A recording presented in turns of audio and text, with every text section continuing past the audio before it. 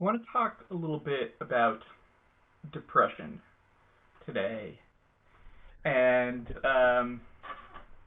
sort of my experience with it, some tools that I've used to help myself get through it. When I was younger, I thought of myself, and I think other people thought of me, as very upbeat, very optimistic. I very rarely felt sad or down. I was mostly just happy, enjoying life, very playful, and I just loved life and really felt life was enjoyable. And I think the first time that I really remember getting depressed was when I went to private school. I was taken out of public school and put into private school. And my parents had been talking about this, and I was like, yeah, that's sort of okay, that's fine. But I don't think I was really okay with that. I don't think I really thought it was going to happen. And then I ended up getting put into a private school. It was an all boys private school, which was not happy for me. There's this thing where I talked to one of my friends, and he was like, hey, if I went to private school, every day I would tell myself I hated private school so that I didn't get into private school. I didn't start liking private school. And I basically did that. And I convinced myself into depression and into not feeling happy, not enjoying private school. I was also being bullied at that school. It was not a great environment for me. And I started to get really down about it and just like not enjoying life, not being happy, not having that spark that I normally would have. And I just got down about it. And I think I started taking antidepressants a little bit at that time. I didn't take them for very long. But that was the first time I think I experienced depression. And since then, throughout my life, I have fallen into that a few more times. Sometimes sort of less convincing myself to get depressed this time, and more just finding myself in a place where I was not very happy, not enjoying life, not uh, coming from that place where I was just passionate about what I did, and I really was enjoying myself and playful in all aspects of my life.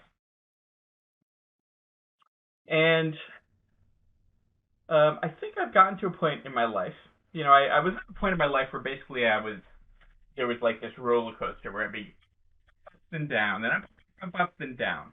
And I don't want to say that I have bipolar. I haven't been formally diagnosed or anything like that, but I think I have something that's similar to that, something that's in a similar vein, some sort of similar pattern that you might have in something like bipolar, up, up, up, then down. You have manic crash, manic crash. And I tried lots of things to deal with this. So I tried learning to process my emotions better, and that helped a little. And I tried noticing when I was falling into one of these zones and asking for help and things like this. All of these helped a little, but I never really got out of that up-down swing until recently. I do have days that are bad, even, few 3-4 days where I get down now, but it doesn't feel like I've been falling into the same pattern recently.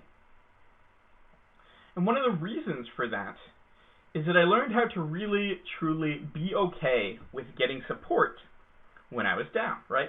I learned how to deal with most things on my own, or some things on my own, how to process through. And then if I can't do it on my own, I learned how to ask for help and get support and connect with others in a way that really helped me. So one of the things that really helped with this was getting to a place where I felt like it was okay to ask for help. I was in a place where it felt like asking for help, there was this scary thing where if I asked for help, it would make me vulnerable. People would see that I wasn't superhuman, and then they wouldn't love me. And at the same time, if all I showed them was the superhuman side of me, then they didn't love the real me. So I needed to actually sometimes show them the helplessness.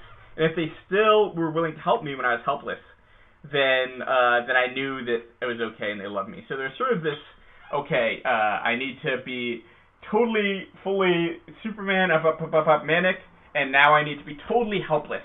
And whoever sticks around, that's who I can really trust in my life. So it led to this sort of up and down pathway.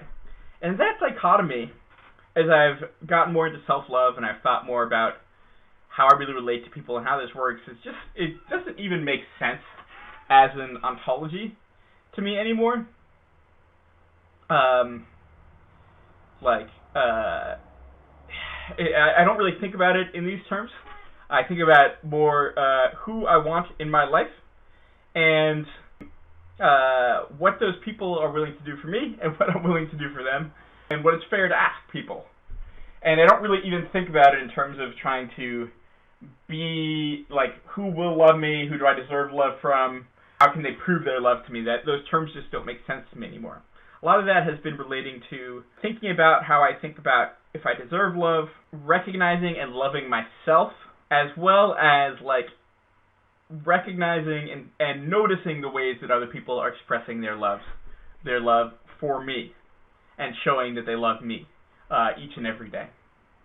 And working with that, I've been able to, when I get depressed, love myself enough to notice that I need help, trust others to love me enough to ask for help, and then recognize that the people who I really want in my life, it won't make them love me any less to ask for help. So that's been interesting and a great journey for me. And I have some other videos on my channel about how to start loving yourself and like actually the process for that. But today I just wanted to share sort of my journey with it, and hopefully you'll take something from it.